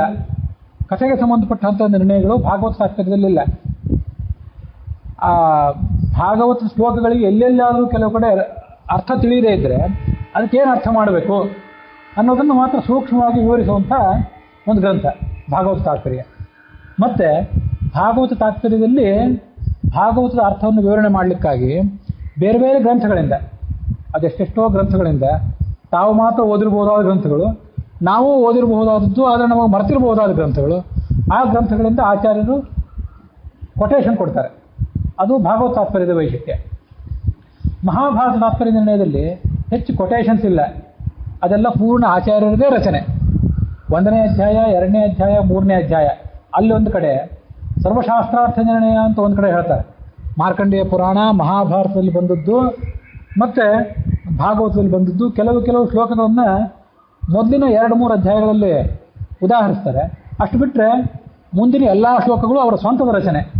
ಮತ್ತು ಕಥೆಗೆ ಒತ್ತು ಕೊಟ್ಟದ್ದು ಭಾರತ ತಾತ್ಪರ್ಯ. ಪ್ರಮೇಯಕ್ಕೆ ಒತ್ತು ಕೊಟ್ಟು ಬೇರೆ ಬೇರೆ ಕಡೆಗಳಿಂದ ಹೇರಳವಾಗಿ ಶ್ಲೋಕಗಳನ್ನು ಉದಾಹರಿಸಿದ್ದು ಭಾಗವತ ತಾತ್ಪರ್ಯ. ಪುರಾಣ ಅನ್ನುವಂಥ ಒಂದು ಕಾಡಿನಲ್ಲಿ ಪ್ರಯಾಣ ಹೊರಟವರಿಗೆ ತಾವು ಯಾವ ದೇಶಕ್ಕೆ ಪ್ರಯಾಣ ಮಾಡ್ತಿರ್ತೀವಲ್ಲ ಆ ದೇಶದ ಭಾಷೆ ಗೊತ್ತಿರಬೇಕು. ಇಲ್ಲದೆ ಹೋದರೆ ನಮ್ಮ ಭಾಷೆಯಲ್ಲಿ ಮಾತಾಡ್ತಾ ಹೋದರೆ ಈ ಭಾಷೆಯಲ್ಲಿ ತಿಳಿಯೋದೇ ಇಲ್ಲ. ಹಾಗೆ ಪುರಾಣಗಳನ್ನು ಓದುವವರಿಗೆ ಭಾಷಾಜ್ಞಾನ ಇರಬೇಕು. ಆ ಭಾಷಾಜ್ಞಾನ ಇಲ್ಲದೇ ಇದ್ದಿದ್ದಕ್ಕಾಗಿ ಪುರಾಣಗಳನ್ನು ಅಪಾರ್ಥ ಮಾಡ್ಕೊಳ್ತಾರೆ. ಪುರಾಣಗಳನ್ನು ಅಪಾರ್ಥ ಮಾಡಿಕೊಂಡು ಅದೇ ಅಪಾರ್ಥವನ್ನು ಜನರಿಗೆ ಬೋಧನೆ ಮಾಡಿಬಿಡ್ತಾರೆ. ಅದಕ್ಕಾಗಿ ನಮಗೆ ಬೇರೆ ಕಡೆ ಎಲ್ಲಾದರೂ ಪ್ರವಾಸ ಮಾಡೋ ಪ್ರಸಂಗ ಬಂದರೆ ನಮಗೆ ಆದರೂ ಭಾಷೆಗಳು ಗೊತ್ತಿರಬೇಕು. ಇಲ್ಲದೇ ಹೋದರೆ ಭಾಷೆಗಳನ್ನು ಬಲ್ಲಂಥವ್ರೊಬ್ಬರನ್ನ ನೀವು ನಮ್ಮ ಜೊತೆಗೆ ಬರ್ರಿ, ಅಲ್ಲಿ ಭಾಷೆ ನಿಮಗೆ ಗೊತ್ತಿದೆ ಅಂತ ಕರ್ಕೊಂಡು ಹೋಗಬೇಕು. ಹಾಗೆ ಪುರಾಣಗಳ ಮಾರ್ಗದಲ್ಲಿ ಪ್ರಯಾಣ ಹೊರಟವರಿಗೆ ಸಮಾಧಿ ಭಾಷೆ, ಗುಹ್ಯ ಭಾಷೆ, ದರ್ಶನ ಭಾಷೆಗಳ ಪರಿಚಯ ಬೇಕು. ಅದು ನಮ್ಮಂಥವ್ರಿಗೆ ಆಗೋದು ಕಷ್ಟವೇ. ಅದಿಲ್ಲದೆ ಹೋದರೆ ಭಾಗವತ ತಾತ್ಪರ್ಯ ನಿರ್ಣಯವೇ ನಮಗೆ ಗೆಳೆಯ. ಆ ಗೆಳೆಯನಂತಿರುವ ಭಾಗವತ ತಾತ್ಪರ್ಯವನ್ನು ತಾವು ರಚನೆ ಮಾಡಿದಿರಿ. ಈ ಸಮಾಧಿ ಭಾಷೆ, ಗುಹ್ಯ ಭಾಷೆ, ದರ್ಶನ ಭಾಷೆ ಇವುಗಳದೇ ಪರಿಚಯ ಇಲ್ಲದಕ್ಕಾಗಿ ಎಷ್ಟೋ ಜನ ಪಾಶ್ಚಾತ್ಯರಾದವರು ರಾಮಾಯಣ, ಮಹಾಭಾರತ, ಭಾಗವತ ಇವುಗಳನ್ನೆಲ್ಲ ಎಡಪಂಥೀಯ ನೋಟ, ಆ ಮೂಲಕ ಇದನ್ನೆಲ್ಲ ನೋಡ್ಲಿಕ್ಕೆ ಹೋಗಿ ಇಡೀ ರಾಮಾಯಣವೆಲ್ಲ ಅವ್ರಿಗೊಂದು ಗುಲಾಮಗಿರಿಯಾಗಿ ಕಾಣಿಸ್ತದೆ. ರಾಮ ಯಾವನೊಬ್ಬ ಆರ್ಯ, ಅವನು ಈ ದಕ್ಷಿಣದ ದ್ರಾವಿಡರು, ಕಪಿಗಳು ಇವರ ಮೇಲೆ ದಬ್ಬಾಳಿಕೆ ಮಾಡಿದ ಅಂತ ಕಾಣಿಸ್ತದೆ. ದಕ್ಷಿಣದ ದ್ರಾವಿಡರಲ್ಲಿ ಒಬ್ಬನಾದಂಥ ರಾವಣನನ್ನು ಆರ್ಯನಾದ ರಾಮ ಹತ್ಯೆ ಮಾಡಿ ಇದು ಆರ್ಯ ದ್ರಾವಿಡರ ನಡುವಿನ ಕಾಳಗ ಅಂತ ಕಾಣಿಸ್ತದೆ. ಇಂಥವೆಲ್ಲ ಭ್ರಾಂತಿಗಳು. ಇವರಿಗೆ ಪಶ್ಚಿಮದ ದೃಷ್ಟಿಕೋನದಿಂದ ನೋಡುವವರಿಗೆ, ಯಾವುದ್ಯಾವುದೋ ಪೂರ್ವಗ್ರಹಗಳನ್ನು ತಲೆಯಲ್ಲಿ ತುಂಬಿಕೊಂಡವರಿಗೆ, ಎಡಪಂಥೀಯ ಕನ್ನಡಕವನ್ನು ಹಾಕ್ಕೊಂಡು ನೋಡೋರಿಗೆ ಏನೇನೋ ಕಾಣಿಸಿಬಿಡ್ತದೆ ಇದೆಲ್ಲ. ದುರ್ದೈವ ಏನು ಅಂತಂದರೆ, ನಮ್ಮವರು ಕೂಡ ಕೆಲವರು ಈ ಗ್ರಂಥಗಳನ್ನ ಅರ್ಥ ಮಾಡ್ಕೊಳ್ಳಿಕ್ಕೆ ನಮ್ಮದೇ ಆದ ಕನ್ನಡಕಗಳು, ನಮ್ಮದೇ ಆದ ಕಣ್ಣುಗಳು, ನಮ್ಮದೇ ಆದ ಬೆಳಕೆಲ್ಲ ಇದ್ದರೂ ಕೂಡ ಪರದೇಶದವರು ಕೊಟ್ಟ ಕನ್ನಡಕವನ್ನೇ ಹಾಕ್ಕೊಂಡು ನಮ್ಮ ದೇಶದ ಗ್ರಂಥಗಳನ್ನು ನೋಡಬೇಕು ಅಂತ ಹೋದವರಿಗೆ ಏನೂ ಅರ್ಥವೂ ಆಗೋದಿಲ್ಲ, ಭ್ರಷ್ಟರಾಗಿಬಿಡ್ತಾರೆ. ಅದಕ್ಕಾಗಿ ನಿಮಗೆ ಒಬ್ಬ ಗೆಳೆಯ ಬೇಕು ಅನ್ನುವ ದೃಷ್ಟಿಯಿಂದ ಭಾಗವತ ತಾತ್ಪರ್ಯವನ್ನು ನೀವು ಜನರ ಅನುಕೂಲಕ್ಕಾಗಿ ನೀವು ಬೆಳಕಿಗೆ ತಂದ್ರಿ. ಈ ಮಹಾಭಾರತದ ಬಗ್ಗೆ ಮತ್ತು ಭಾಗವತದ ಬಗ್ಗೆ ಉಳಿದ ಆಚಾರ್ಯರು ಯಾರು ಕೆಲಸ ಮಾಡಲಿಲ್ಲ. ಅವರು 10 ಉಪನಿಷತ್ತುಗಳು, ಗೀತೆ, ಬ್ರಹ್ಮಸೂತ್ರ ಇವುಗಳ ಬಗ್ಗೆನೇ ಕೆಲಸ ಮಾಡಿದರು. ಉಳಿದವುಗಳ ಬಗ್ಗೆ ಅವರು ಹೆಚ್ಚು ಶ್ಲೋಕಗಳನ್ನು ಉದಾಹರಣೆನೂ ಕೊಡ್ತಿರಲಿಲ್ಲ, ಮತ್ತು ಅವತರ ಬಗ್ಗೆ ಅರ್ಥ ನಿರ್ಣಯಕ್ಕಾಗಿ ಹೆಚ್ಚಿನ ಪ್ರಯಾಸವೂ ಪಟ್ಟಿಲ್ಲ ಬೇರೆ ಆಚಾರ್ಯರು. ಮತ್ತು ವಾದ ವಿವಾದ ನಡೆದಾಗ ತಮ್ಮ ಪಕ್ಷವನ್ನು ಸಮರ್ಥನೆ ಮಾಡಿಕೊಳ್ಳಬೇಕು ಅಂಥೇಳಿ ಉಪನಿಷತ್ತುಗಳಿಂದ, ಬ್ರಹ್ಮಸೂತ್ರಗಳಿಂದ, ವೇದಗಳಿಂದ ಶ್ಲೋಕಗಳನ್ನು ಉದಾಹರಿಸ್ತಾರೆ, ಪ್ರಮಾಣಗಳನ್ನು ಉದಾಹರಿಸ್ತಾರೆ ಹೊರತು ಪುರಾಣಗಳಿಂದ ಶ್ಲೋಕಗಳನ್ನು ಉದಾಹರಿಸುವುದು ಬಹುತೇಕರಿಗೆ ಅಪರಿಚಿತವೇ. ಉಳಿದು ಬೇರೆ ವಾದಿಗಳಿಗೆ ಆಚಾರ್ಯರು ತಮ್ಮ ವಾದದಲ್ಲಿ ಬ್ರಹ್ಮಸೂತ್ರ ಭಾಷ್ಯವನ್ನು ಹಿಡಿದು ಅನುವ್ಯಾಖ್ಯಾನ, ಭಾಗವತ ತಾತ್ಪರ್ಯ ಎಲ್ಲ ಕಡೆ ಹೇರಳವಾಗಿ ಪುರಾಣಗಳಿಂದ ಶ್ಲೋಕಗಳನ್ನು ಉದಾಹರಿಸಿ 18 ಪುರಾಣಗಳು, ಮಹಾಭಾರತ, 10 ಉಪನಿಷತ್ತುಗಳು, ಬ್ರಹ್ಮಸೂತ್ರ, ಗೀತೆ ಇವೆಲ್ಲವೂ ಕೂಡ ಒಂದು ಗ್ರಂಥ ಅನ್ನೋ ದೃಷ್ಟಿಯಿಂದ ನೋಡಬೇಕಿದ್ನೆಲ್ಲ. ಅದೊಂದೇನೋ ಹೇಳ್ತದೆ, ಇದೊಂದೇನೋ ಹೇಳ್ತದೆ ಅಂತ ಹೋದರೆ ಆ ಕಡೆ ಅದು ಅರ್ಥ ಆಗೋದಿಲ್ಲ, ಇದೂ ಅರ್ಥ ಆಗೋದಿಲ್ಲ ಅನ್ನುವಂಥ ಸಮಗ್ರ ದೃಷ್ಟಿಕೋನವನ್ನು ಆಚಾರ್ಯರು ಕೊಟ್ಟರು. ಅದಕ್ಕೆ ಬೇಕಾದಂಥ ಗ್ರಂಥಗಳ ವ್ಯವಸ್ಥೆಯನ್ನು ಕೂಡ ತಾವೇ ಮಾಡಿದರು. ದೇಶಾದ್ಯಂತ ಓಡಾಡಿ ಯಾವುದು ಶುದ್ಧ ಪಾಠ, ಯಾವುದು ಅಶುದ್ಧ ಪಾಠ ಅನ್ನೋದನ್ನು ತಿಳ್ಕೊಳ್ಳಿಕ್ಕಾಗಿ ಗ್ರಂಥಾಲಯವನ್ನು ತಾವೇ ಸ್ಥಾಪನೆ ಮಾಡಿದರು. ಅದಲ್ಲದೆ ಅದಕ್ಕೆ ಬೇಕಾದಂಥ ನಿರ್ಣಯವನ್ನು ಕೂಡ ರಚನೆ ಮಾಡಿದರು. ಅಲ್ಲದೆ ಆಚಾರ್ಯರೇ ತಾವು ತಂತ್ರಸಾರ ಅನ್ನೋ ಗ್ರಂಥವನ್ನು ರಚನೆ ಮಾಡಿದರೆ, ತಂತ್ರಸಾರದಲ್ಲಿ ಪೂಜೆ ಹೇಗೆ ಮಾಡಬೇಕು, ಭಗವಂತನ ಪೂಜೆ, ದೇವಾಲಯಗಳನ್ನು ಹೇಗೆ ಸ್ಥಾಪನೆ ಮಾಡಬೇಕು, ಶಿಲಾ ಭಗವಂತನ ವಿಗ್ರಹ ಮಾಡಲಿಕ್ಕೆ ಬೇಕಾದ ಶಿಲೆ ಹೇಗಿರಬೇಕು, ದೇವಾಲಯದ ಕಟ್ಟಡದ ನಿರ್ಮಾಣಕ್ಕೆ ಬೇಕಾದ ಶಿಲೆ ಹೇಗಿರಬೇಕು, ಮತ್ತು ಒಟ್ಟಾರೆ ಆ ದೇವತಾ ವಿಗ್ರಹದ ಸ್ವರೂಪ ಹೇಗಿರಬೇಕು, ಇದನ್ನೆಲ್ಲ ವಿಸ್ತೃತವಾಗಿ ರೂಪದಲ್ಲಿ ವರ್ಣನೆ ಮಾಡುವಂಥದ್ದು. ಮತ್ತು 72 ಮಹಾಮಂತ್ರಗಳ ವರ್ಣನೆ ಬರೋದು ಈ ತಂತ್ರಸಾರದಲ್ಲೇ. ಗಾಯತ್ರಿ, ಅಷ್ಟಾಕ್ಷರ, ವಾಸುದೇವ ದ್ವಾದಶಾಕ್ಷರ, ಅವುಗಳೆಲ್ಲ ಅರ್ಥ ಮತ್ತು ಅವುಗಳ ಧ್ಯಾನ ಶ್ಲೋಕ ಮತ್ತು ಆ ಮಂತ್ರಗಳ ಸ್ವರೂಪ, ಅದನ್ನೆಲ್ಲ ಯಾವ್ಯಾವುದಕ್ಕಾಗಿ ಪಠನ ಮಾಡಬೇಕು, ಈ ಎಲ್ಲದರ ವಿವರಣೆ ಬರೋದು ತಂತ್ರಸಾರದಲ್ಲೇ. ತಂತ್ರಸಾರ ಒಂದು ಕಲ್ಪವೃಕ್ಷ ಇದ್ದಂತೆ. ಕಲ್ಪವೃಕ್ಷದ ಸೇವೆಯಿಂದ ಮನುಷ್ಯನಿಗೆ ಎಲ್ಲನೂ ಬೇಕಾದ ಹೇಗೆ ಸಿಗ್ತದೋ ಹಾಗೆ ತಂತ್ರಸಾರವನ್ನು ಅರ್ಥ ಸಮೇತವಾಗಿ ಅಧ್ಯಯನ ಮಾಡಿದರೆ ಅಥವಾ ಕೇವಲ ಪಾರಾಯಣ ಮಾಡಿದರೂ ಕೂಡ ಅದಕ್ಕೆ ಅದ್ಭುತವಾದಂಥ ಫಲ ಇದೆ. ಇದಲ್ಲದೆ ಮತ್ತು ಕೆಲವು ಸ್ವತಂತ್ರ ಗ್ರಂಥಗಳನ್ನು ತಾವು ರಚನೆ ಮಾಡಿದರೆ. ತಂತ್ರಸಾರ ಸಂಗ್ರಹ ಅಂತಂದರೆ ಇದು ಯಾವ್ಯಾವುದೋ ಸಂದರ್ಭದಲ್ಲಿ ಭಗವಂತ ಬ್ರಹ್ಮನಿಗೆ ಮತ್ತು ಭಗವಂತ ಯಾವ್ಯಾವುದೋ ರೂಪದಿಂದ ಬೇರೆ ಬೇರೆ ಪ್ರಾಜ್ಞರಿಗೆ ಉಪದೇಶ ಮಾಡಿದ ಶ್ಲೋಕಗಳ ಸಂಗ್ರಹ ತಂತ್ರಸಾರ ಅಂತಂದರೆ. ಬಹುತೇಕ ಭಾಗವತ ತಾತ್ಪರ್ಯವೂ ಕೂಡ ಹಾಗೇನೆ. ಮಹಾಭಾರತ ತಾತ್ಪರ್ಯ ನಿರ್ಣಯ ಅಂತೂ ಮಹಾಭಾರತಕ್ಕೊಂದು ವ್ಯಾಖ್ಯಾನ. ಇದಲ್ಲದೆ ಕೆಲವು ಸ್ವತಂತ್ರ ಗ್ರಂಥಗಳನ್ನು ತಾವು ರಚನೆ ಮಾಡಿದರೆ. ಲೋಕಾನಾಂ ಅವಲೋಕಾಯ ಮಾರ್ಗಸ್ಯಾಸ್ಯ ವೇದಾತ್ ಭವಾನ್ ಕರುಣಾಕರ ನೇತ್ರಾಭೆ ವಾದ ಸನ್ಮಾನ ಲಕ್ಷಣೆ. ಮತ್ತೆರಡು ತಮ್ಮ ಗ್ರಂಥಗಳು ಯಾವುದು ಅಂತಂದರೆ, ಒಂದು ಕಥಾಲಕ್ಷಣ, ಮತ್ತೊಂದು ಪ್ರಮಾಣ ಲಕ್ಷಣ. ಅವುಗಳ ಬಗ್ಗೆ ಇಲ್ಲಿ ಹೇಳ್ತಾರೆ. ಲೋಕಾನಾಂ ಅವಲೋಕಾಯ, ಜನ ಮಾರ್ಗದಲ್ಲಿ ಓಡಾಡುವಾಗ ಬೆಳಕು ಬೇಕಲ್ಲ, ಸುಮ್ಮನೆ ಗಟ್ಟಿಮುಟ್ಟಾದ ರಸ್ತೆ ಇದ್ದರೂ ಕೂಡ ಬೇಕಾದಷ್ಟು ವಾಹನ ಸೌಕರ್ಯ ಇದ್ರೂ ಬೆಳಕಿಲ್ಲದೆ ಇದ್ರೆ ಏನು ಓಡಾಡ್ತಾರೆ. ಅದಕ್ಕಾಗಿ ಬೆಳಕಿನಂತಿರುವ ಕಣ್ಣುಗಳಂತಿರುವ 2 ಗ್ರಂಥಗಳನ್ನು ತಾವು ರಚನೆ ಮಾಡಿದರೆ ಅವು ಈ ಪ್ರಮಾಣಗಳ ಬಗ್ಗೆ ಅಧ್ಯಯನ ಮಾಡುವವರಿಗೆ ಮತ್ತು ಚರ್ಚೆ, ವಾದ, ವಿವಾದ ಇವುಗಳ ಸ್ವರೂಪ ಏನಿರಬೇಕು ಅಂತ ಅನ್ನೋದನ್ನು ನಿರ್ಧಾರ ಮಾಡಲಿಕ್ಕೆ ಒಂದು ಕಥಾಲಕ್ಷಣ ಅಥವಾ ಅದಕ್ಕೆ ವಾದ ಲಕ್ಷಣ ಅಂತ ಕರೀತಾರೆ, ಮತ್ತೊಂದು ಪ್ರಮಾಣ ಲಕ್ಷಣ. ಪ್ರಮಾಣ ಲಕ್ಷಣದಲ್ಲಿ ಪ್ರಮಾಣ ಅಂದರೆ ಪ್ರತ್ಯಕ್ಷ, ಅನುಮಾನ, ಆಗಮ ಅನ್ನುವಂಥ 3 ಪ್ರಮಾಣಗಳು. ಅದರ ಸ್ವರೂಪವನ್ನು ಅಲ್ಲಿ ವಿವರಣೆ ಮಾಡ್ತಾರೆ. ಪ್ರಮಾಣ ಲಕ್ಷಣವನ್ನು ಆಚಾರ್ಯರು ರಚನೆ ಮಾಡಿದಾದ ಬಳಿಕ ಮುಂದೆ ಟೀಕಾಚಾರ್ಯರು ತಾವು ಪ್ರಮಾಣ ಪದ್ಧತಿ ಅಂತ ಮತ್ತೊಂದು ಗ್ರಂಥವನ್ನು ರಚನೆ ಮಾಡಿದರು.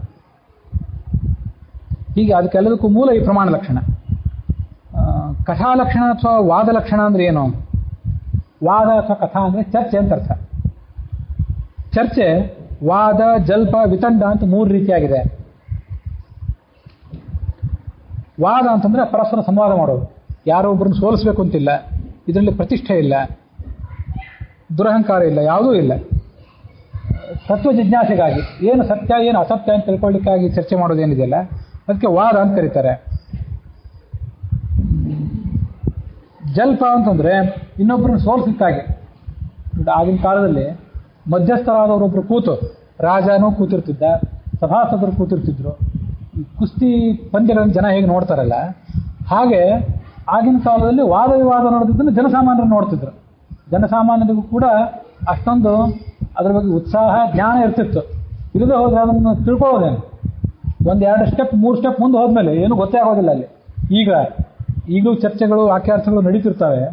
ಅದರ ಬಗ್ಗೆ ಏನೂ ಪರಿಚಯ ಇಲ್ಲದೆ ಹೋದರೆ 5 ನಿಮಿಷ ಮ್ಯಾಕ್ಸಿಮಮ್ ಅರ್ಥ ಆಗ್ಬೋದು ಏನೋ ನಡೆದಿದೆ ಅಂತೇಳಿ. ಮುಂದೆ ಏನೇನೂ ಗೊತ್ತಾಗೋಲ್ಲ, ಅಷ್ಟು ಕಠಿಣವಾದಂಥ ವಾಕ್ಯಾರ್ಥಗಳು ಇರ್ತವೆ. ಅದೆಲ್ಲ ಜಲ್ಪ ಅನ್ನುವಂಥ ಹೆಸರಿನಲ್ಲಿ ನಡೀತದೆ. ವಿತಂಡ ಮತ್ತು ಜಲ್ಪ ಅಂತ 2 ಇವೆ. ಜಲ್ಪದಲ್ಲಿ ವಾದಿಯಾದವನು ಪ್ರತಿವಾದಿಯನ್ನು ಮಣಿಸಲಿಕ್ಕೆ ಪ್ರತಿವಾದಿಯನ್ನು ಖಂಡನೆ ಮಾಡ್ತಾನೆ ಮತ್ತು ತನ್ನ ಅಭಿಪ್ರಾಯ ಏನು ಅಂತ ಹೇಳ್ತಾನೆ. ತನ್ನ ಸಿದ್ಧಾಂತವನ್ನು ಪ್ರತಿಪಾದನೆ ಮಾಡಿ ಪ್ರತಿವಾದಿಯನ್ನು ನಿರಾಕರಣೆ ಮಾಡ್ತಾನೆ. ಜಲ್ಪದಲ್ಲಿ ಈ ವಿತಂಡದಲ್ಲಿ ನಿಮ್ಗೆ ಗೊತ್ತಿದೆ, ವಿತಂಡವಾದ ಮಾಡಬೇಡ ಅಂತ ಇರ್ತಾರೆ. ಅದಕ್ಕೆಲ್ಲ ಮೂಲ ಇದೆ. ವಿತಂಡವಾದ ಅಂದರೆ ತಲೆಹರಟೆ ವಾದಗಳು.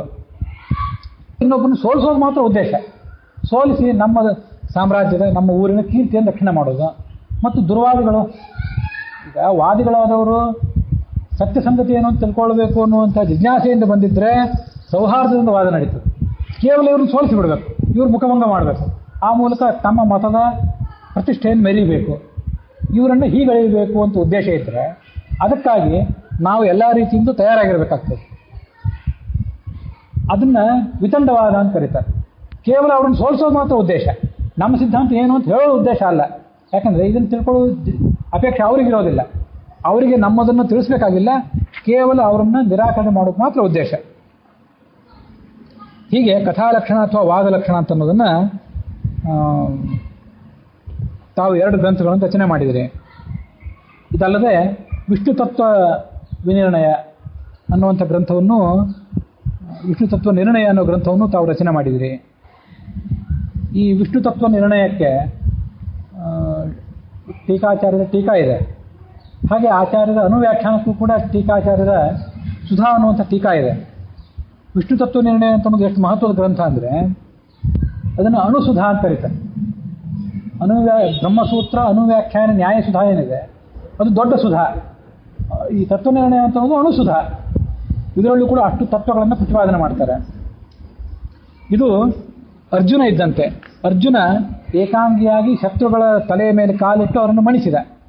ಹಾಗೆ ನೀವು ರಚನೆ ಮಾಡಿದ ತತ್ವನಿರ್ಣಯ ಅನ್ನುವ ಗ್ರಂಥ ಅರ್ಜುನನಂತೆ ಎಲ್ಲ ವಾದಿಗಳನ್ನು ಮಣಿಸಿದೆ. ವೇದಾಪೌರುಷತ್ವದ ಸಾಧನೆ ಗೀತಾಭಾಷ್ಯಕ್ಕಿಂತ ಅನುವ್ಯಾಖ್ಯಾನಕ್ಕಿಂತ ಹೆಚ್ಚು ಇರೋದು ತತ್ವನಿರ್ಣಯದಲ್ಲೇ. ಇಷ್ಟು ವಿಸ್ತೃತವಾಗಿ ಬೇರೆ ಗ್ರಂಥಗಳಲ್ಲಿ ಕೂಡ ಬಂದಿಲ್ಲ. ಹಾಗೆ ಆ ತತ್ವನಿರ್ಣಯ ಅನ್ನುವಂಥ ಅರ್ಜುನನನ್ನು ಯಾರು ಗೌರವಿಸೋದಿಲ್ಲ? ಎಲ್ಲರಿಗೂ ಅರ್ಜುನನ ನೆರವು ಬೇಕೇ ಬೇಕು. ಇದಲ್ಲದೆ ಮತ್ತೂ ಕೆಲವು ಗ್ರಂಥಗಳನ್ನು ತಾವು ರಚನೆ ಮಾಡಿದರೆ, ವಾದಾದಯ ಪ್ರಕರಣ ಸ್ಫುಲಿಂಗಾ ಸ್ತನವೋಪ್ಯಲಂ ವಿಪಕ್ಷಂ ಕ್ಷಿನ್ವಂತಿ ಮಾರುತೇನ ತ್ವಯೇರಿತಾಹ. ವಾದ ಮೊದಲಾದ ಗ್ರಂಥಗಳನ್ನು ರಚನೆ ಮಾಡಿದರೆ ತಾವು. ಈ ವಾದ ಅನ್ನೋ ಗ್ರಂಥದ ಬಗ್ಗೆ ನಾನು 14ನೇ ಸರ್ಗದ ಕೊನೆಯಲ್ಲಿ ಹೇಳಿದ್ದೆ. 14ನೇ ಸರ್ಗದ ಕೊನೆಯಲ್ಲಿ ಕುದ್ಯಪುಸ್ತೂರು ಶಂಕರಾಚಾರ್ಯ ಅನ್ನೋರ ಜೊತೆಗೆ ಆಚಾರ್ಯರಿಗೆ ವಾದ ಆಗಿತ್ತು. ಆಗ ಆಚಾರ್ಯರು ಅವರನ್ನು ಮಣಿಸಿದ್ರು. ಮಣಿಸಿದ್ದಾಗ ಅಲ್ಲಿ ಏನು ಚರ್ಚೆ ಆಗಿತ್ತಲ್ಲ ಅದರ ಸಾರಸಂಗ್ರಹವೇ ಆ ವಾದ, ಅಥವಾ ಅದಕ್ಕೆ ತತ್ವೋದ್ಯೋತ ಅಂತ ಹೆಸರು. ಅದಕ್ಕೂ ಟೀಕಾಚಾರ್ಯರ ಟೀಕಾ ಇದೆ. ಅದೆಲ್ಲ ಆದಮೇಲೆ, ಆ ವಾದ ಮುಗಿದ ಮೇಲೆ ಆಚಾರ್ಯರ ಶಿಷ್ಯರು ಕೆಲವರು ಆಚಾರ್ಯರನ್ನು ಸ್ತೋತ್ರ ಮಾಡಿ ಕೆಲವು ಶ್ಲೋಕಗಳನ್ನು ರಚನೆ ಮಾಡಿದರು. ಆ ಶ್ಲೋಕಗಳನ್ನು ರಚನೆ ಮಾಡಿ ಆಚಾರ್ಯರಿಗೆ ಹೇಳಿದಂತೆ ತಮ್ಮ ಗ್ರಂಥ ನಾಳೆ ಶಾಶ್ವತ ಕಾಲ ಇರಬೇಕಾದದ್ದು, ತಮ್ಮ ಗ್ರಂಥದ ಕೊನೆಯಲ್ಲಿ ನಾವು ರಚನೆ ಮಾಡಿದ ಶ್ಲೋಕಗಳನ್ನು ಹಾಕಿರಿ. ಅಂದರೆ ಈ ವಾದದ ಕುರು ಹಾಗೆ, ಈ ಒಂದು ಘಟನೆಯ ಸಂಕೇತವಾಗಿ ಆ ಶ್ಲೋಕಗಳು ಉಳಿಯಲಿ ಅಂತ ಕೇಳ್ಕೊಂಡಿದ್ರು. ಆಚಾರ್ಯರು ಹಾಗೇ ಆಗಲಿ ಅಂದಿದ್ರು.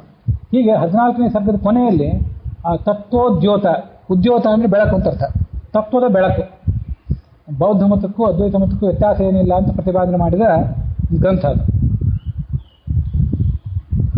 ಅದನ್ನು ತಾವು ರಚನೆ ಮಾಡಿದರೆ ಅವೆಲ್ಲ ಹೇಗಿದೆ ಅಂತಂದರೆ ಸ್ಫುಲಿಂಗ ಕಿಡಿಗಳಿದ್ದಂತೆ. ಕಿಡಿ ಅಂದರೆ ಸುಮ್ಮನೆ ಸಣ್ಣ ಸಣ್ಣ ಕಿಡಿ ಅಂತ ತಿಳ್ಕೊಬೇಡ್ರಿ. ಪ್ರತಿವಾದಿಗಳು ಅನ್ನುವಂಥ ಹುಲ್ಲಿನ ಮೆದೆ ಒಂದು ಕಿಡಿ ಬಿದ್ದರೂ ಸಾಕು, ಎಲ್ಲ ಸುಟ್ಟು ಹೋಗ್ತವೆ. ಮತ್ಯಾವುದು ಅಂತಂದರೆ ಮಾಯಾವಾದ ಖಂಡನ ಅಂತ ಒಂದು, ಉಪಾಧಿ ಖಂಡನ, ಮಿಥ್ಯಾತ್ವಾನುಮಾನ ಖಂಡನ. ಇವಕ್ಕೆಲ್ಲದಕ್ಕೂ ಮಾಯಾವಾದ ದೂಷಣ, ಉಪಾಧಿ ದೂಷಣ, ಮಿಥ್ಯಾತ್ವಾನುಮಾನ ದೂಷಣ ಅಂತ ಹೀಗೆ ದೂಷಣ ಅನ್ನೋ ಶಬ್ದದಲ್ಲೂ ಕರೀತಾರೆ. ತತ್ವ ವಿವೇಕ, ತತ್ವ ಸಂಖ್ಯಾನ, ಜಯಂತಿ ನಿರ್ಣಯ ಮೊದಲಾದ ಅನೇಕ ಗ್ರಂಥಗಳನ್ನು ಕೂಡ ತಾವು ರಚನೆ ಮಾಡಿದಿರಿ. ಮಾಯಾವಾದ ದೂಷಣ ಅಥವಾ ಮಾಯಾವಾದ ಖಂಡನದಲ್ಲಿ ಕೇವಲ ಮಾಯಾವಾದದ ನಿರಾಸಕ್ಕಾಗಿ ಅದು ಮೀಸಲಿದ್ದದ್ದು. ಉಪಾಧಿ ಖಂಡನ ಅಂತ ಏನಿದೆಯಲ್ಲ ಅದು ಜೀವೇಶ್ವರ ಐಕ್ಯದ ನಿರಾಕರಣೆಗಾಗಿ ಮೀಸಲಿದ್ದದ್ದು. ಮಿಥ್ಯಾತ್ವಾನುಮಾನ ಖಂಡನ ಅಂತನ್ನೋದು ಪ್ರಪಂಚ ಮಿಥ್ಯಾತ್ವವನ್ನು ಸಾಧನೆ ಮಾಡಲಿಕ್ಕೆ ಅದ್ವೈತದಲ್ಲಿ ಏನು ಅನುಮಾನಗಳನ್ನು ಪ್ರಯೋಗಿಸಿದ್ದಾರೆ ಅದಕ್ಕೆ ವಿರೋಧಿಯಾಗಿ ಇರುವಂಥ ಗ್ರಂಥವೇ ಮಿಥ್ಯಾತ್ವಾನುಮಾನ ಅನ್ನುವಂಥ ಗ್ರಂಥ. ಇವೆಲ್ಲ ಗ್ರಂಥಗಳು ಮುಂದೆ ನ್ಯಾಯಾಮೃತ, ಚಂದ್ರಿಕಾ ಮೊದಲಾದ ವ್ಯಾಸರಾಜರು ಮೊದಲಾದವರು ದೊಡ್ಡ ದೊಡ್ಡ ಮಹನೀಯರ ಗ್ರಂಥಗಳಿಗೆ ಮೂಲ ಅದು. ಇವೆಲ್ಲ ಜಯಂತಿ ನಿರ್ಣಯ ಅಂತ ಕೂಡ ಒಂದು ಗ್ರಂಥ ಆಚಾರ್ಯರು ರಚನೆ ಮಾಡಿದ್ದು ಅಂತ ಹೇಳ್ತಾರೆ. ಕೃಷ್ಣನ ಜಯಂತಿ ಯಾವಾಗ ಅಂತ ತೀರ್ಮಾನ ಮಾಡಿದಂಥ ಒಂದು ಗ್ರಂಥ. ಇದಲ್ಲದೆ ಬ್ರಹ್ಮಸೂತ್ರ ಭಾಷ್ಯವನ್ನು ನೀವು ರಚನೆ ಮಾಡಿದಿರಿ. ಕೆಲವರಿಗೆ ಆಚಾರ್ಯರ ಕಾಲದಲ್ಲಿ ಬ್ರಹ್ಮಸೂತ್ರ ಭಾಷ್ಯವನ್ನು ನಿತ್ಯ ಪಠನ ಮಾಡಿ ಆಮೇಲೆ ಊಟ ಮಾಡಬೇಕು ಅಂತ ಒಂದು ಉತ್ಸಾಹ ಇತ್ತಂತೆ. ಹಾಗೊಂದು ಕಥಾ ಕೇಳಿ ಬರ್ತದೆ, ಸರಿಯೋ ಇಲ್ಲೋ ನಮ್ಗೆ ಗೊತ್ತಿಲ್ಲ, ಅದು ಕೇಳಿ ಬರ್ತದೆ. ಆದರೆ ಗ್ರಂಥ ಸಣ್ಣದು ಹೌದು, ಅದಾದಮೇಲೆ ಊಟ ಮಾಡ್ತೀವಿ ಅಂತ ಇಟ್ಕೊಂಡ್ಬಿಟ್ರೆ ಅದಾವುದು ಸ್ವಲ್ಪ ವಿಳಂಬಕ್ಕೆ ಕಾರಣ ಆಗ್ತದಲ್ಲ. ಅದಕ್ಕಾಗಿ ಆಚಾರ್ಯ ಏನು ಮಾಡಿದರು ಅಂದರೆ ಬ್ರಹ್ಮಸೂತ್ರ ಭಾಷ್ಯ ಅಲ್ಲದೆ ಅಣುಭಾಷ್ಯ ಅಂತ ಮತ್ತೊಂದು ಗ್ರಂಥವನ್ನು ರಚನೆ ಮಾಡಿದರು. ಈ ಅಣುಭಾಷ್ಯ ಗ್ರಂಥದಲ್ಲಿ ಒಟ್ಟಾರೆ ಒಂದು 30-32 ಶ್ಲೋಕಗಳು. ಬ್ರಹ್ಮಸೂತ್ರ ಭಾಷ್ಯದ ಸಾರವೆಲ್ಲ, ಒಟ್ಟಾರೆ ಆಚಾರ್ಯರು ಸರ್ವಮೂಲದಲ್ಲಿ ಏನೇನು ಸಾರವನ್ನು ಪ್ರತಿಪಾದನೆ ಮಾಡಿದ್ದಾರೆ ಆ ಸಾರ ಎಲ್ಲ ಈ ಅಣುಭಾಷ್ಯದಲ್ಲಿ ಅಥವಾ ಸರ್ವಶಾಸ್ತ್ರಾರ್ಥ ಸಂಗ್ರಹ ಅನ್ನೋ ಭಾಷ್ಯದಲ್ಲಿದೆ. ಅದೇನು ಸಣ್ಣದಲ್ಲ. ಆ ಕೃಷ್ಣ ವಿಶ್ವರೂಪ ದರ್ಶನವನ್ನು ಅರ್ಜುನನಿಗೆ ಮೊದಲಾದವರಿಗೆ ಏನು ಮಾಡಿಸಿದ್ನಲ್ಲ, ಅಂಥದ್ರದ್ದೇ ಒಂದು ಸಣ್ಣ ಪ್ರತಿರೂಪವನ್ನು ದೇವಕಿಗೆ ತನ್ನ ಬಾಯಲ್ಲಿ ತೋರಿಸಿದ. ಬಾಯಲ್ಲಿ ತೋರಿಸಿದ ರೂಪ ಸಣ್ಣದೇನಲ್ಲ, ವಿಶ್ವರೂಪ ತೋರಿಸಿದ್ದು ಅದು ದೊಡ್ಡದು ಅಂತ ಏನಲ್ಲ, ಎರಡಕ್ಕೂ ಕೂಡ ಅಷ್ಟೇ ಮಹತ್ವ ಇದೆ. ಹಾಗೆ ಅಣುವಾದ ಭಾಷ್ಯ ಸಂಗ್ರಹದಲ್ಲಿ, ಸಣ್ಣದಾದ ಅಣುಭಾಷ್ಯದಲ್ಲಿ ತಾವು ಅನಂತಾರ್ಥವನ್ನು ಪ್ರಕಟಿಸುತ್ತೀರಿ. ಹೇಗೆ ಅಂದರೆ ಅಹೋ ಆತ್ಮ ಪರಿಜ್ಞಪ್ತೈ ಕೃಷ್ಣೇನ ಇವ ಆನನಾಂತರೆ. ಕೃಷ್ಣ ತನ್ನ ಮುಖದಲ್ಲಿ ದೇವಕಿಗೆ, ಯಶೋದೆಗೆ ಹೇಗೆ ವಿಶ್ವರೂಪವನ್ನೇ ತೋರಿಸಿದನೋ ಹಾಗೆ ಈ ಅಣುಭಾಷ್ಯದಲ್ಲಿ ಅದೆಲ್ಲವೂ ಹೇಗೆ ಅಡಗಿದೆ ಅಂತ ಅನ್ನೋದನ್ನು ಮುಂದೆ ರಾಘವೇಂದ್ರ ಸ್ವಾಮಿಗಳು ಮೊದಲಾದವರು ಅದರ ವಿಸ್ತೃತವಾದ ಅರ್ಥವನ್ನು ವ್ಯಾಖ್ಯಾನ ಮಾಡಲಿಕ್ಕೆ ತೊಡಗಿದರು. ಇಷ್ಟೆಲ್ಲ ರಚನೆ ಮಾಡಿದ್ದೀರಿ ತಾವು. ಮತ್ತು ಕೆಲವು ಪಂಡಿತರು, ಕವಿಗಳು, ಕಾವ್ಯ ರಚನೆ ಮಾಡುವ ಪಂಡಿತರು ನಿಮ್ಮನ್ನು ಮೇಲಿದ ಮೇಲೆ ಭೇಟಿ ಆಗ್ತಿರ್ತಾರೆ. ಆಚಾರ್ಯರಿಗೆ ಎಲ್ಲ ಉಪನಿಷತ್ತುಗಳು ಗೊತ್ತು, ವೇದ ಗೊತ್ತು, ಪುರಾಣ ಗೊತ್ತು. ಆದರೆ ಒಳ್ಳೆ ಕಾಳಿದಾಸನಂತೆ, ದಂಡಿಯಂತೆ, ಭಾಸನಂತೆ ಅದ್ಭುತವಾದ ಕವಿತೆಯನ್ನು ಹೆಣೆಯುವ ಶಕ್ತಿ ಇವರಿಗಿದೆಯೋ ಇಲ್ವೋ ಅಂತ ಕೆಲವರಿಗೆ ಸಂಶಯ ಬರ್ತಿತ್ತಂತೆ. ಆಗ ಆಚಾರ್ಯ ಏನು ಮಾಡಿದರು, ಭಗವನ್ ಚಿತ್ರಕವಿತಾಂ ಲೌಕಿಕೀಂ ದರ್ಶಯನ್ ಕಿಲ ಗೋಪ್ಯಂ ಭಾರತ ಸಂಕ್ಷೇಪಂ ಅಕೃಥ ವಿಶ್ವವಿಸ್ಮಯಂ. ಯಮಕ ಭಾರತ ಅಂತ ಒಂದು ಗ್ರಂಥವನ್ನು ತಾವು ರಚನೆ ಮಾಡಿದ್ರಿ. ಅದರಲ್ಲೂ ಮಹಾಭಾರತ ತಾತ್ಪರ್ಯ ನಿರ್ಣಯದ ಕಥೆ ಏನು ಬೇರೆ ಇಲ್ಲ, ಆದರೆ ಅದರ ಯಮಕಬದ್ಧವಾದದ್ದು, ಅಂದರೆ ಪ್ರಾಸ ಇದೆಲ್ಲ ಬಹಳ ಅದ್ಭುತವಾದದ್ದು. ಒಂದು ಸರಿ 2 ಸರಿ ಅವಾಗ ಅದನ್ನು ಹೇಳಿದ್ದೆ ಇಲ್ಲಿ. ಅಂಥ ಒಂದು ಅದ್ಭುತವಾದ ಗ್ರಂಥ. ಅದಕ್ಕೆ ನರಹರಿ ತೀರ್ಥರು ಮೊದಲಾದವರು ವ್ಯಾಖ್ಯಾನ ಮಾಡಿದರು. ಶ್ಲೋಕದ ಸೌಂದರ್ಯದ ದೃಷ್ಟಿಯಿಂದ ಸಾಹಿತ್ಯ ಸೌಂದರ್ಯ ದೃಷ್ಟಿಯಿಂದ ಅದ್ಭುತವಾದ ಗ್ರಂಥ ಅದು. ತನಗದೂ ಗೊತ್ತು, ತಾನು ಸರ್ವಜ್ಞ ಅಂತ ಸುಮ್ಮನೆ ಹೆಸರು ಇಟ್ಕೊಂಡದ್ದಲ್ಲ, ಯಾರೋ ವಿಶ್ವವಿದ್ಯಾನಿಲಯ ನನಗೆ ಕೊಟ್ಟ ಬಿರುದಲ್ಲ ಅದು ಅಂತ ತೋರಿಸಿದ್ದು ಆಚಾರ್ಯರು. ನಾನಾ ಸುಭಾಷಿತ ಸ್ತೋತ್ರ ಗಾಥಾಧಿಕೃತಿ ಸತ್ಕೃತಿ ತ್ವಯಿ ರತ್ನಾಕರೇ ರತ್ನ ಶ್ರೇಣೀರ್ವಾ ಗಣಯಂತಿತೆ. ಆಚಾರ್ಯ ತಾವು ದೊಡ್ಡ ಸಮುದ್ರ ಇದ್ದಂತೆ, ರತ್ನದ ದೊಡ್ಡ ದೊಡ್ಡ ಒಡಲೆ, ದೊಡ್ಡ ದೊಡ್ಡ ಪೆಟ್ಟಿಗೆಗಳೇ ತುಂಬಿಕೊಂಡಿವೆ ತಮ್ಮ ಒಡಲಿನಲ್ಲಿ. ಅದು ಯಾರು ಲೆಕ್ಕ ಇಟ್ಟಾರು? ಇಷ್ಟು ಗ್ರಂಥಗಳು ನೀವು ರಚನೆ ಮಾಡಿದರೆ ನಿಮ್ಮ ಸಾಮರ್ಥ್ಯ ಮುಗಿತಿನ್ನ ಅಂತ ಯಾರು ಲೆಕ್ಕ ಇಡೋರಿದ್ದಾರೇನು? ಎಷ್ಟೆಷ್ಟೋ ಸುಭಾಷಿತಗಳನ್ನು, ಸ್ತೋತ್ರಗಳನ್ನು, ಗಾಥೆಗಳನ್ನು ತಾವು ರಚನೆ ಮಾಡಿದ್ದೀರಿ.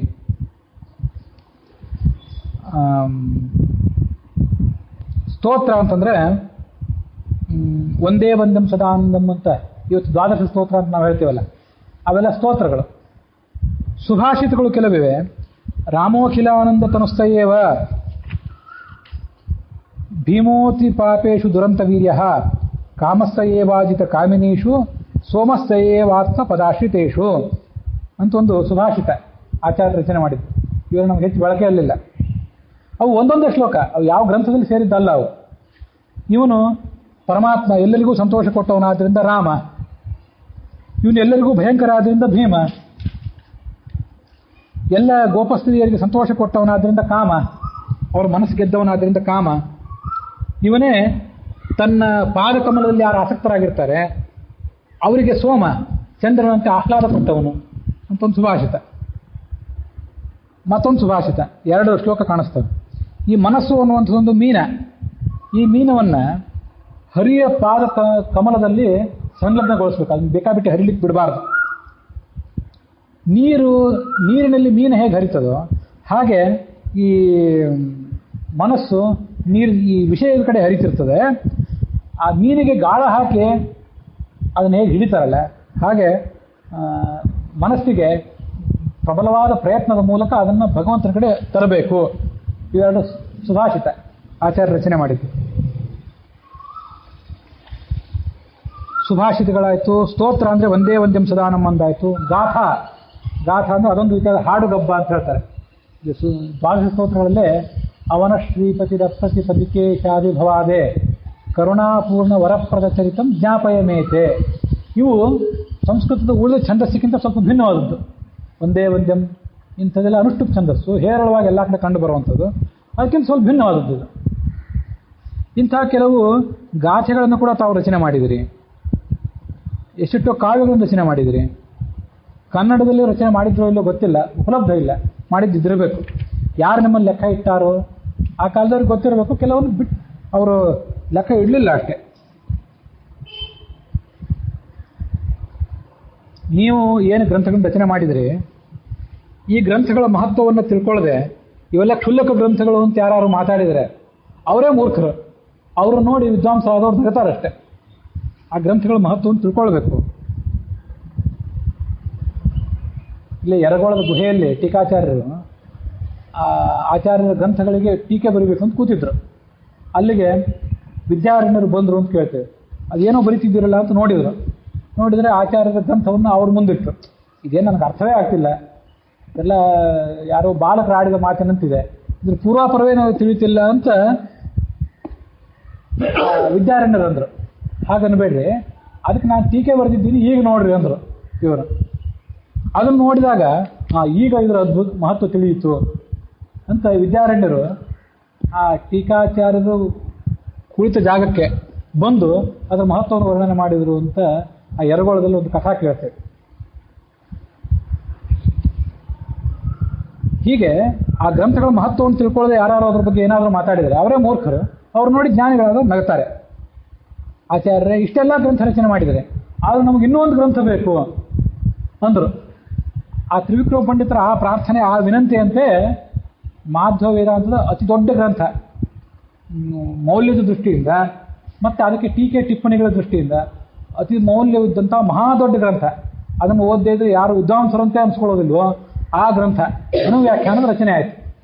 ಬ್ರಹ್ಮಸೂತ್ರಗಳಿಗೆ ಅನುವ್ಯಾಖ್ಯಾನಕ್ಕೆ ಟೀಕಾಚಾರ್ಯರ ನ್ಯಾಯಸುಧ, ಅದಕ್ಕೆ ರಾಯರ ಪರಿಮಳ, ವಿದ್ಯಾಧೀಶರ ವಾಕ್ಯಾರ್ಥ ಚಂದ್ರಿಕಾ, ಮತ್ತು ವಾದಿರಾಜ ಸ್ವಾಮಿಗಳ ಗುರುವರ್ಥ ದೀಪಿಕ, ಮತ್ತು ಯಾದವಾರ್ಯ ಯಾದುಪತ್ಯ, ಹೀಗೆ ಅನೇಕ ಟಿಪ್ಪಣಿಗಳು, 40 ಟಿಪ್ಪಣಿಗಳು ಆ ಸುಧಾಕ್ಕೆ ಇವೆ.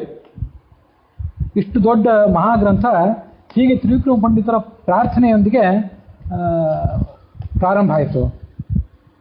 ಅಪರೋಪೀಶ್ಯತೆ ಅಸ್ಮಾಭಿ ಗ್ರಂಥೇಶ್ವೇತೇಷು ಸಪ್ಸಪಿ. ಇಷ್ಟೆಲ್ಲ ಗ್ರಂಥ ಇದ್ದರೂ ಕೂಡ ನಮ್ಗೆ ಇನ್ನೊಂದು ಗ್ರಂಥ ಬೇಕು. ಯಾಕೆಂತಂದರೆ ಈ ತಾರಕಾಸುರನನ್ನು ಕೊಲ್ಲಿಕ್ಕೆ ಹಿಂದೆ ಇಂದ್ರಾದಿಗಳೇ ಇದ್ದರೂ ಕೂಡ ಮತ್ತೆ ಆ ಷಣ್ಮುಖನನ್ನು ದೇವತೆಗಳು ಅಪೇಕ್ಷೆ ಪಟ್ಟರು. ವಸ್ತುತಃ ಇಂದ್ರ ಷಣ್ಮುಖ ಇಬ್ಬರು 8ನೇ ಕಕ್ಷಾದಲ್ಲಿ ಬರೋವರೇ ಸಮಾನರೇ, ಆದರೂ ಕೂಡ ತಾರಕಾಸುರನನ್ನು ಕೊಲ್ಲಿಕ್ಕೆ ಮತ್ತೊಬ್ಬ ಹೇಗೆ ಬೇಕಾಯಿತು, ಹಾಗೆ ಮತ್ತೊಂದು ಗ್ರಂಥ ಬೇಕು ನಮಗೆ. ಯಾಕೆಂದರೆ ನೀವು ರಚನೆ ಮಾಡಿದ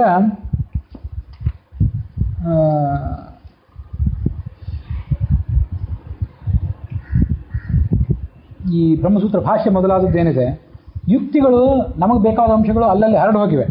ಅದನ್ನು ಬೇಕಾದಂತೆ ಸುಲಭವಾಗಿ ತಕ್ಕೊಳ್ಳಿಕ್ಕೆ ನಮ್ಗೆ ಕಷ್ಟ, ನಮ್ಮಂಥವ್ರಿಗೆ ಸಾಮಾನ್ಯರಿಗೆ ಕಷ್ಟ. ಯಾಕೆಂದರೆ ಮನೋಮಾಂದ್ಯ ಅಂತಾರೆ, ನಮ್ಮ ಮನಸ್ಸು ಬಹಳ ಸಣ್ಣದು, ನಮ್ಮ ಶಕ್ತಿ ಬಹಳ ಸಣ್ಣದು. ಈ ಮಾತು ಹೇಳಿದವರು ತ್ರಿವಿಕ್ರಮ ಪಂಡಿತರು. ಇನ್ನು ಉಳಿದವರಿಗೆ ಅದು ಎಷ್ಟು ಅರ್ಥ ಆದೀತು ನಾವು ತಿಳ್ಕೋಬೇಕಷ್ಟೆ. ಆದ್ದರಿಂದ ಸ್ಪಷ್ಟವಾಗಿ ಹೇಳಬೇಕಾದ್ದನ್ನು ಹೇಳಿ ಎಲ್ಲ ಯುಕ್ತಿಗಳನ್ನು ಒಂದು ಕಡೆ ತೋರಿಸುವಂಥ ಗ್ರಂಥಗಳನ್ನು ರಚನೆ ಮಾಡಿರಿ. ಹೀಗೆ ತ್ರಿವಿಕ್ರಮ ಪಂಡಿತರು ಪ್ರಾರ್ಥಿಸಿದಾಗ ಸೋನು ವ್ಯಾಖ್ಯಾಂ ಸತಾಂ ಸುಧಾಂ ಆಚಾರ್ಯರು ಅನುವ್ಯಾಖ್ಯಾ ಅನ್ನುವ ಗ್ರಂಥವನ್ನು, ಸಜ್ಜನರಿಗೆ ಅಮೃತಪ್ರಾಯವಾದ ಗ್ರಂಥವನ್ನು ರಚನೆ ಮಾಡಿದರು. ಇಲ್ಲಿ ಆ ಅನುವ್ಯಾಖ್ಯಾನ ಅನ್ನೋದೇ ಸಜ್ಜನರ ಕಿವಿಗಳ ಪಾಲಿಗೆ ಅಮೃತ ಇದ್ದಂತೆ. ಅದಕ್ಕೆ ನ್ಯಾಯಸುಧಾ ಅಂತಲೇ ಟೀಕಾಚಾರ್ಯ ಹೆಸರಿಟ್ಟರು. ದುರ್ವಾದಿ ಗರ್ವಾದ್ರಿಪವಿಂ ಮಾಯಿಧ್ವಾಂತ ರವಿದ್ಯುತಿಂ. ಎಲ್ಲ ದುರ್ವಾದಿಗಳ ಗರ್ವ ಅನ್ನುವ ಬೆಟ್ಟಕ್ಕೆ ಇದು ವಜ್ರಾಯುಧ ಇದ್ದಂತೆ. ಹಿಂದೆ ಇಂದ್ರ ಎಲ್ಲ ಬೆಟ್ಟಗಳನ್ನು ವಜ್ರಾಯುಧದಿಂದ ಕತ್ತರಿಸ್ತಿದ್ದ. ಮಾಯಾವಾದ ಅನ್ನುವ ಕತ್ತಲೆಗೆ ಇದೊಂದು ಸೂರ್ಯ ಇದ್ದಂತೆ. ಅದು ಹೇಗೆ ರಚನೆ ಮಾಡಿದರು? ಆ ರಚನೆ ಮಾಡಿದ ರೀತಿನೂ ಒಂದು ಅದ್ಭುತ. ಕೂತ್ಕೊಂಡೊಂದು ವರ್ಷಗಟ್ಟಲೆ ರಚನೆ ಮಾಡಲಿಲ್ಲ. 4 ಜನ ಶಿಷ್ಯರನ್ನು ಬರ್ರಿ ಅಂತ ಹೇಳಿದರು. ಕೂತರು, ಅವರೆಲ್ಲ ಪುಸ್ತಕ ತೊಗೊಂಡ್ರು, ಆ ತಾಳ ಗ್ರಂಥಗಳನ್ನು ತೊಗೊಂಡು ಬರ್ಕೋ, 1ನೇ ಅಧ್ಯಾಯ ನೀ ಬರಿ, 2ನೇ ಅಧ್ಯಾಯ ನೀ ಬರಿ.